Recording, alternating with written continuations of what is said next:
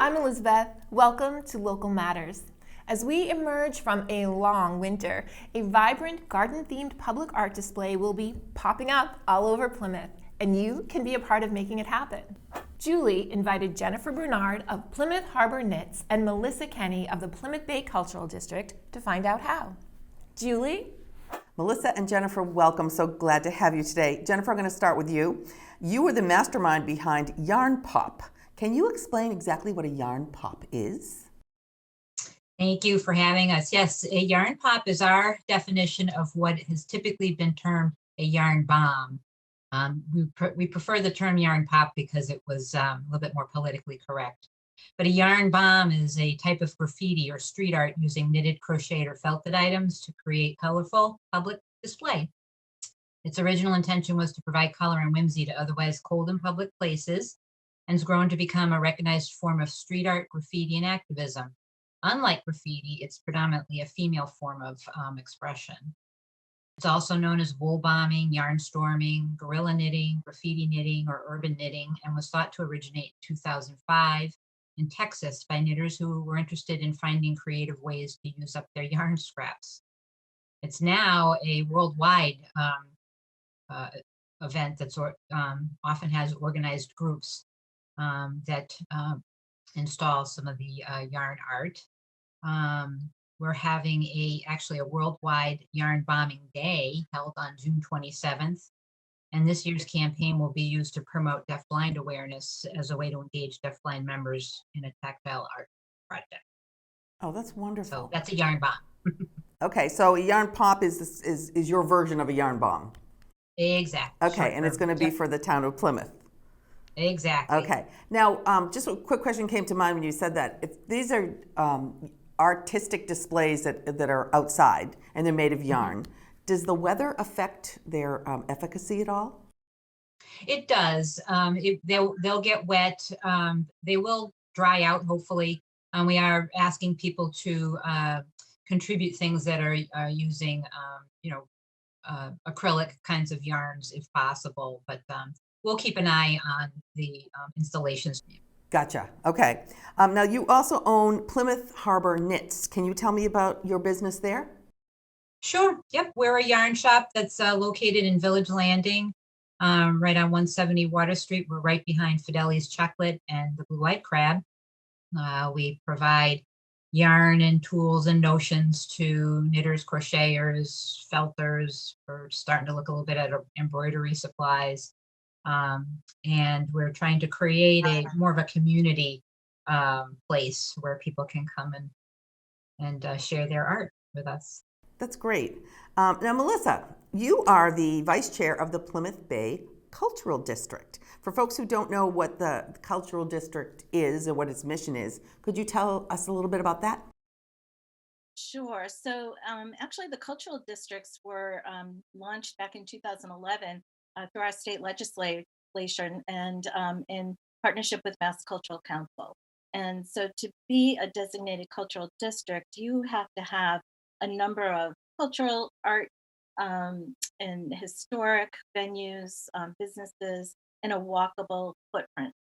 And so for Plymouth, it's amazing because we have all of that and then more. And so we were designated in 2014 as the 27th out of now 49 districts. And really what we do is we promote our artistic, our makers, our culture, and our small businesses and work to provide collaborations between them. The purpose of the cultural district really is to highlight all the talent that we have, small businesses, and also to drive economic growth through the arts. And so for Plymouth, each cultural district works a little different. But for Plymouth, what we do is we host a website, plymouthbayculture.org, where you can find an interactive online calendar of events. We also host the event board that you'll see throughout the district. And then we're one of the organizations that creates opportunities for engagement. And so, we put together events, we do some grant funding, grant writing to be able to fund that.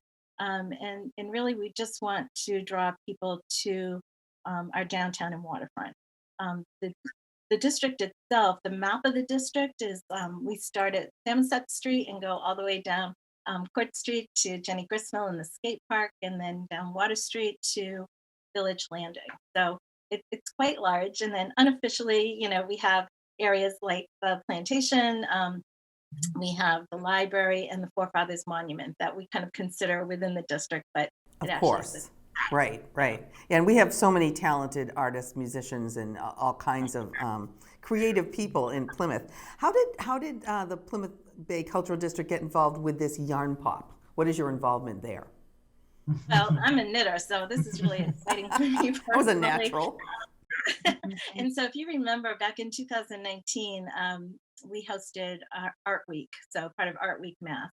And I think it was then that we had our first conversations with Jen and Paul Bernard about doing some sort of fiber art, something, that we could do almost as a surprise. So all of a sudden you wake up and trees are covered in yarn. Yeah.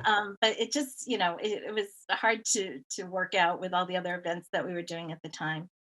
We then tried to do it, this fall and this winter, and then, just the circumstances, it wasn't going to happen. So this really felt perfect. Mass Cultural Council annually puts out a grant opportunity for cultural districts. This year's theme is rebuilding and recovery. And so we wrote the grant, we got funding, and we thought, what's more perfect to represent rebuilding and recovery than gardens?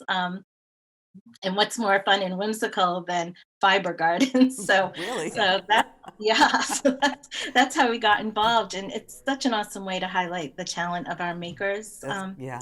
in the area. Yeah. And how many people would you say are involved in this particular project? Gee, I Crafters, don't know. everybody.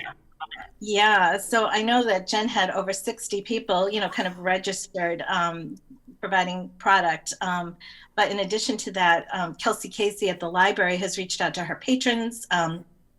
Beth Hadfield over at the Center for Active Living has reached out to her members.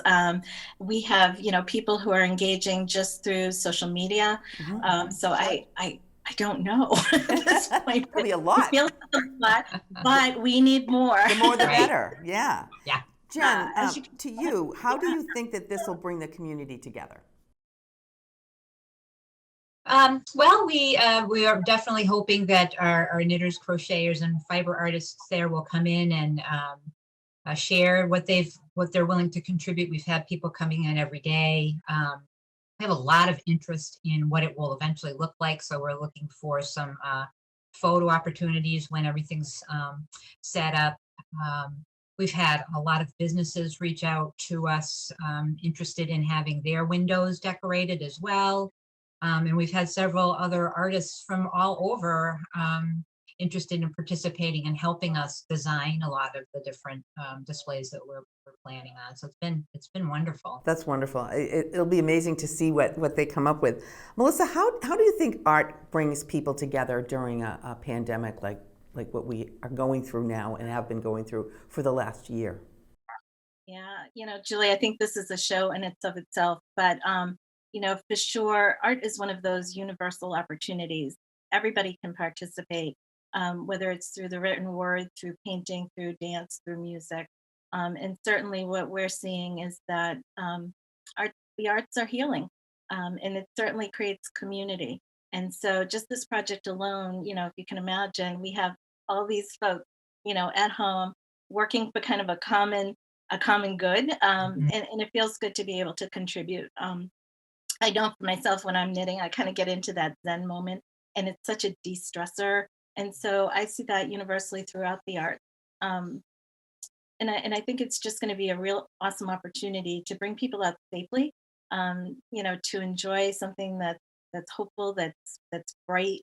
And so as we talk about the impact of the pandemic with social emotional health, the arts, I think, is what's going to help us through this. And certainly on the other end, it's probably going to be one of the leading economic drivers for recovery, in towns. When I talk to Absolutely. folks, they, what are you looking forward to? Once you can re-engage, once you're vaccinated, whatever the case may be. I mean, more often than not, people are saying they want live theater, they want to go back to a concert, they want to see a movie. They want all of those opportunities to soak in the creative. That's right, absolutely. And last, Jen, how can people get involved with Yarn Pop? You already said that you have a website, and I assume you're on social media. Are there other ways We that do, people yes. can get involved? Yep, they can email us at the shop, plymouthharborknits@gmail.com. We have a page dedicated on our website for the Yarn Pop. We're just anybody. We've talked with schools and teachers and everyone who's willing to contribute. We'll take it all and we'll find a creative way to display it. Okay, and this is going to be for the entire month of May. Is that true? Correct. Okay, so people can really look forward to coming down to the Cultural District in Plymouth and see these really unique displays of art made from yarns, really. So ladies, thank you so much. It was wonderful having you on today, and I really look forward to seeing Yarn Pop. Elizabeth, back to you. Thank you, Julie. What a fun idea. Contact Melissa Kenney or Robin Carver to learn about locations where your knitting, crocheting, or felting skills can help make Plymouth pop.